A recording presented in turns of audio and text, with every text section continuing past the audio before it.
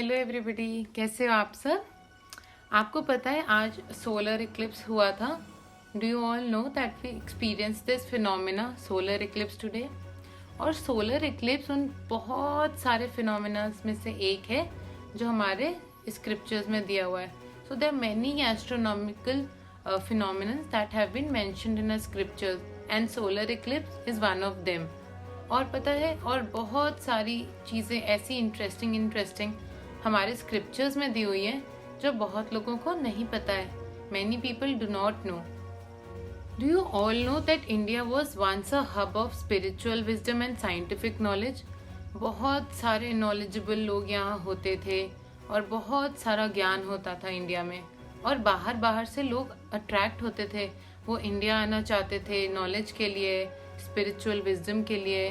तो हमारा जो कल्चर था वो बहुत रिच था। You must have heard that Galileo said that the earth was round and Copernicus said कि earth revolves around the sun. But आपको पता है आर्यभट्ट, जो कि इन दोनों साइंटिस्ट के 1000 साल पहले थे, उन्होंने अपनी बुक आर्यभाटिया में ये मेंशन किया है, जो उन्होंने 499 BC में लिखी थी when he was just 23 years old. Aryabhata also wrote about many other interesting things. और वही थे जिन्होंने पाई की वैल्यू कैलकुलेट की थी, और आपको पता है वो वैल्यू 5 सिग्निफिकेंट डिजिट्स तक करेक्ट भी थी। और उन्होंने ईयर की लेंथ कैलकुलेट की थी जो मॉडर्न वैल्यू से बहुत हद तक मैच करती है। और उन्होंने नंबर सिस्टम में जीरो को इंट्रोड्यूस किया था। Maths became so easy after that. He was such an intelligent scientist. उसके अलावा उन्होंने एस्ट्रोनॉमी के बारे में लिखा, उन्होंने अरिथमेटिक के बारे में लिखा, जियोमेट्री के बारे में लिखा और ट्रिग्नोमेट्री के बारे में लिखा। These are some of the interesting facts about Aryabhat. Coming to medical science, Ayurveda was amongst the most ancient medical practices in the world. And there is a book called Charak Samhita, जो लिखी गई थी तकरीबन 400 to 200 BC के आसपास, और उसमें Ayurvedic medicine के बारे में दिया हुआ है।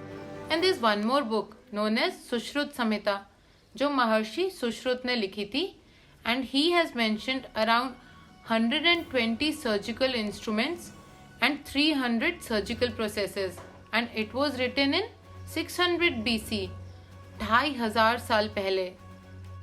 Can you imagine there is a book on surgeries that was written around 2500 years ago?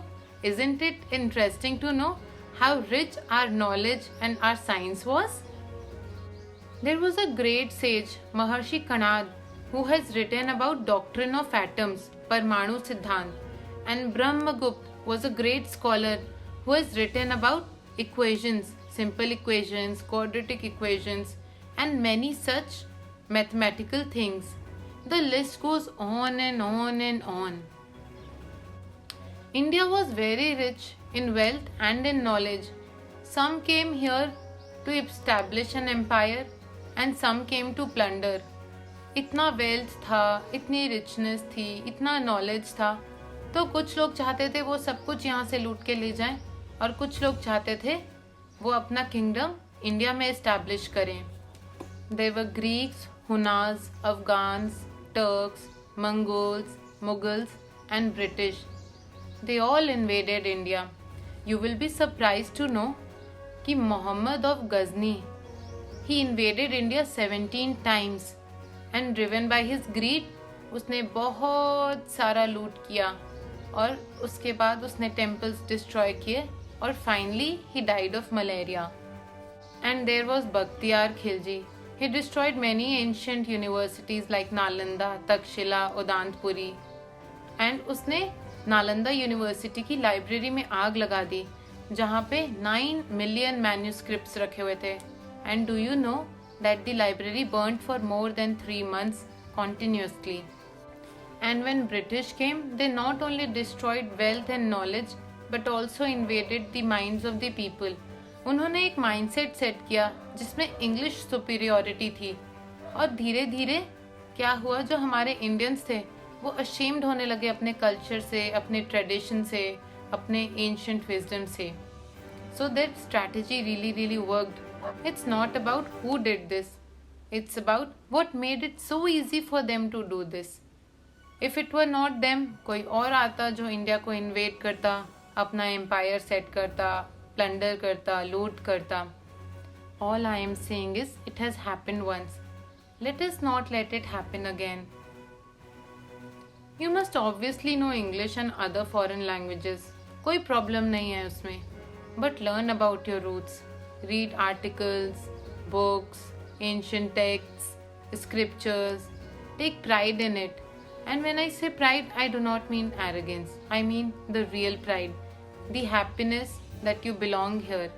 And you will be really amazed to see the glory of ancient India. If you enjoyed this video, found it informative, like my video and subscribe to my channel. We'll meet next Sunday. Bye bye.